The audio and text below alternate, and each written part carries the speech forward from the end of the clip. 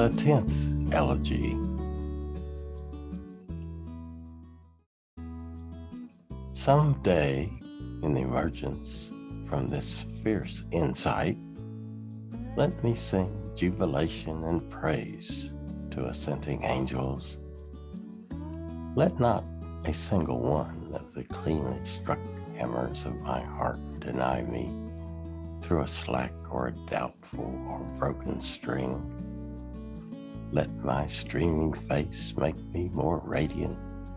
Let my secret weeping bear flower. Oh, how dear you will be to me then, nights of anguish, inconsolable sisters.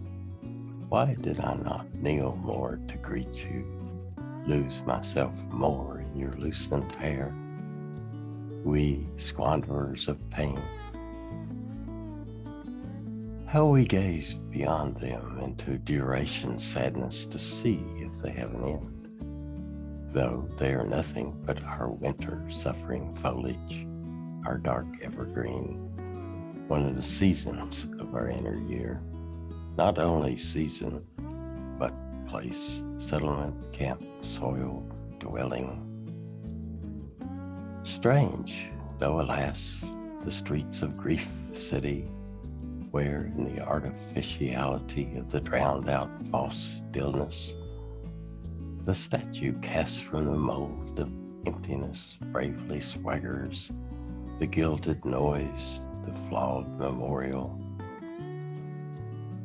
Oh, how an angel would utterly trample their market of solace bounded by the church, vault ready for use, untouched, disenchanted, and shut like the post office on Sunday. Beyond, though, the outskirts are always alive with the fair. Swings of freedom, divers and jugglers of zeal, and the figures at the shooting ranges of easy luck, targets that shake tinnily whenever some better marksman hits one. From applause at his luck, he staggers on further, as booths for every taste are wooing him, drumming and brawling. Here's something special only for adults to view, how money is got, anatomy, not just to amuse, the private parts of money, all of it, the whole thing, the act, to instruct and make potent. Oh, but just beyond, behind the last hoarding, plastered with adverts for deathless, that bitter beer that tastes sweet to its drinkers, as long as they chew fresh distractions along with it. Just the back of the hoardings, just behind them, it's real.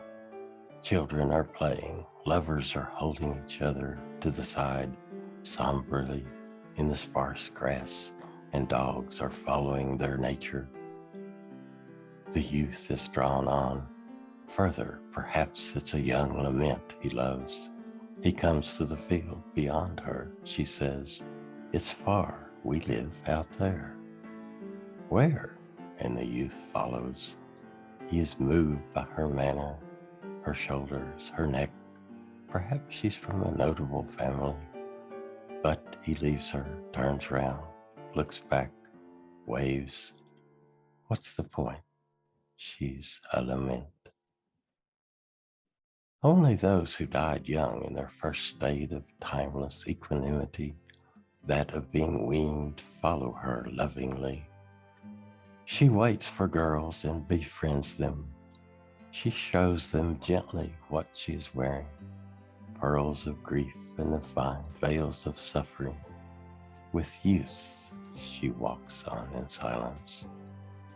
But there, where they live in the valley, one of the older laments takes to the youth when he questioned.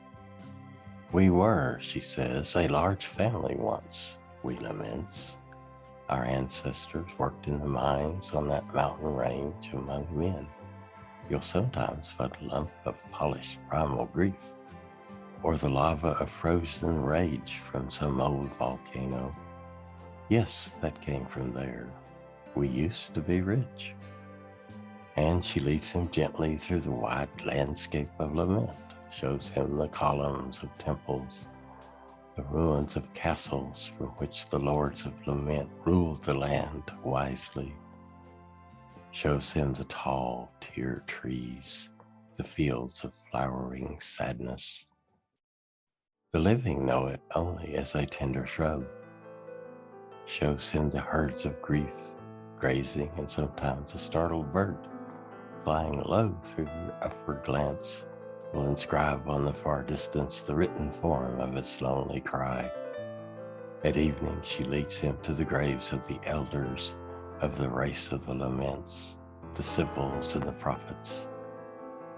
But as night falls, they move more softly, and soon, like the moon, the all-guarding sepulchre arises, brother to that of the Nile, the tall sphinx, the secret chamber's countenance, and they are astonished by the regal head that forever silently positioned the human face in the scale of the stars. His sight cannot grasp it, still dizzied by early death, but her gaze frightens an owl from behind the rim of the crown, and the bird brushes with slow skimming flight along the cheek, the one with the richer curve, and inscribes the indescribable outline on the new hearing born out of death, as though on the doubly unfolded page of a book. And higher the stars, new stars of grief land, slowly the lament names them. There, see, the rider, the staff, the larger constellation they name Fruit Garland. Then further towards the pole, the cradle, the way, the burning book, the doll, the window. But in the southern sky, pure as on the palm of a sacred hand, the clearly shining M that stands for the mothers. But the dead must go on, and in silence the elder lament leads him far as the ravine, where the fountain of joy glistens in the moonlight. With awe she names it, saying, "Among men this is a load-bearing river." They stand at the foot of the mountains, and there she embraces him weeping. He climbs alone on the mountains of primal grief, and not once do his footsteps sound from his silent fate.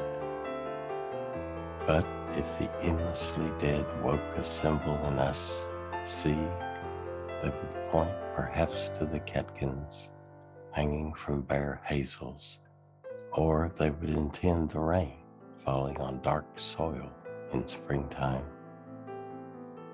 And we who think of ascending joy would feel the emotion that almost dismays us when a joyful thing falls.